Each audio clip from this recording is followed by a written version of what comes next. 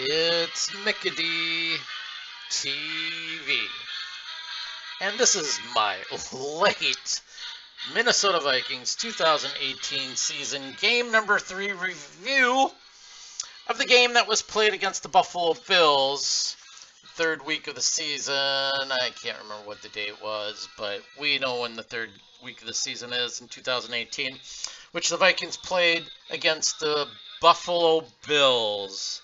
And to my much disappointment, the Minnesota Vikings lost to the Buffalo Bills by a score of 27-6. Quite surprising. One thing I didn't know that was leading up to this game, I knew Everson Griffen was hurt, supposedly, or I haven't delved too much into the injury report, but apparently he's been having some other issues with the team. So I thought for sure, even with him out of the lineup, I thought for sure the defense was going to do a pretty good job. Now knowing that there's more to the story that meets the eye about what's going on behind the scenes, somebody told me he got into a fight with a player and then read something online that he was trying to get into his room and wasn't allowed. So a lot of things is happening with Everson Griffen. Fortunately, he checked himself in for mental evaluation, and hopefully he's getting the help he needs. So I hope, that he gets better. Whatever it is, whatever issues he has, I hope he gets better. Usually not a good sign when you see players go through this. Usually you don't ever see them come back into the NFL. Let's hope that's not the case, because this guy is a great player, and I would love to see him come back and play for the Minnesota Vikings again, or any team in that matter, because knowing the Vikings, they'll probably play it safe and not bring him back. Either way, it's kind of telling what's going on here with this team. You have to take into consideration that maybe what's going on with him kind of affected the team, and it affected their play a little bit, that they weren't totally, I can believe lots of major distractions can throw a team off. So at the same time, there are other moments where things like this happen, and teams rally together and win football games. So it all depends on the makeup of the team, and I'll talk about that later in the game or in this video. But not too many highlights to talk about in this game for the Minnesota Vikings.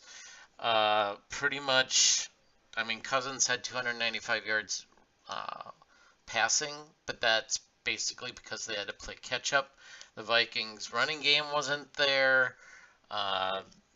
Cousins gave up a couple fumbles. He had 3 total. 2 of them were recovered by the other team, and he gave up an interception as well. So it was just not a pretty game, and I thought this defense is awesome, but apparently it's going through issues. And what those issues are, I can only guess. I think Everson Griffen's one of them.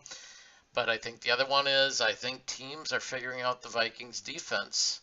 After this game here, I'll be doing the Rams review later on, but I think every team's going to be looking at this video here to see, okay, what does it take to beat this Vikings defense?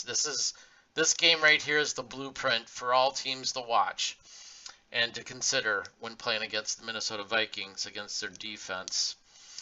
So I'll just highlight a couple things in this game about the other team. Obviously, the big player of the game was their quarterback, Josh Allen, a young quarterback. He was only 15 of 22 on passing and only 196 yards with 1 TD passing, for pass. But he had also 39 yards rushing, 2 of which were TDs. So he scored 2 TDs in this game. Big game for a quarterback, I think, in this game. And yeah, he may not have had all the yards passing wise, but really after halftime there really wasn't much point to be passing a lot anyways in this game. So they had the game pretty much in hand. probably halfway through the third quarter. If not at the end of the third quarter, the Bills were going to win this game, and there really wasn't that much need for the Bills to be passing. So he could have had better stats if needed, but wasn't needed, and he pretty much managed the ball pretty well. The other factor in this game was the Bills' defense. They had the Vikings' offense number in this game. The Bills' defense had 4 sacks, 4 tackles for losses, 10 passes defended, and 6 QB hits, plus 1 interception and 2 fumble recoveries. Just not a good game. Not a good game for the Vikings. Great game for the Bills defense just to come in to the Minnesota Vikings US Bank Stadium and just manhandle the Vikings, even if the Vikings are having some problems off field. Still, it's quite amazing coming into town and being able to dominate this game. So, tip of the hat to both the offensive side and defensive side of the Bills team. So they played a very good game. No ifs, ands, or buts about it. So we'll get to the last part of my video here, and that is the big factor, the big reason why I think the Vikings are losing games recently and will probably continue to lose, and it's their head coach, Mike Zimmer.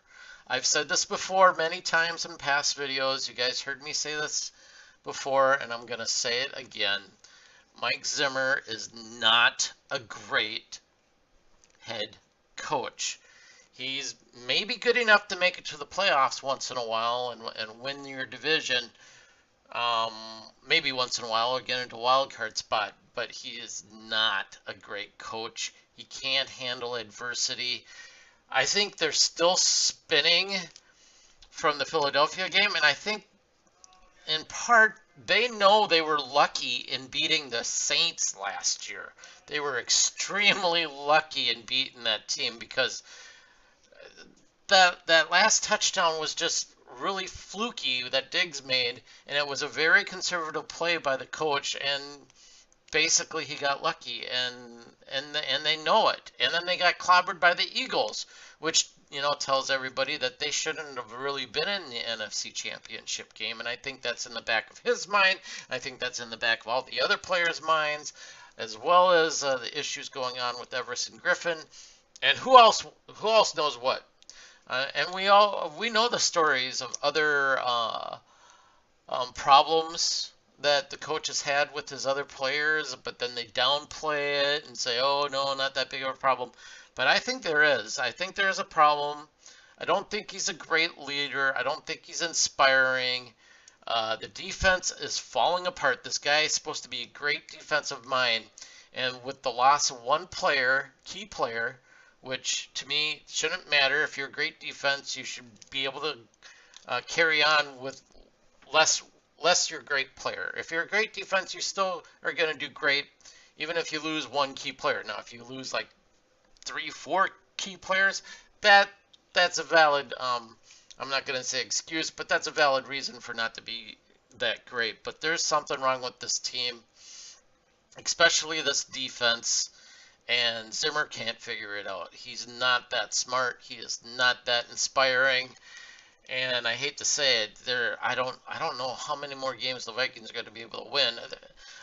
If I look at the schedule, I think they got a few more easy teams left on the schedule, but it's going to be tough. It's going to be tough. And like I said, all the teams have to do is watch this video of the Bills game, and they'll know the key to the success to beating the Vikings. So that's my analysis. And like I've said before, I rather fire Mike. Zimmer sucks. Yeah, that's what I say, and I'm sticking to it, and I'm hoping at the end of the season he'll get fired, but he probably won't. Unless they just totally bomb and things hit the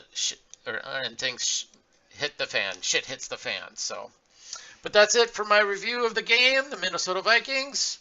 I will talk to you guys later. Skol Vikes!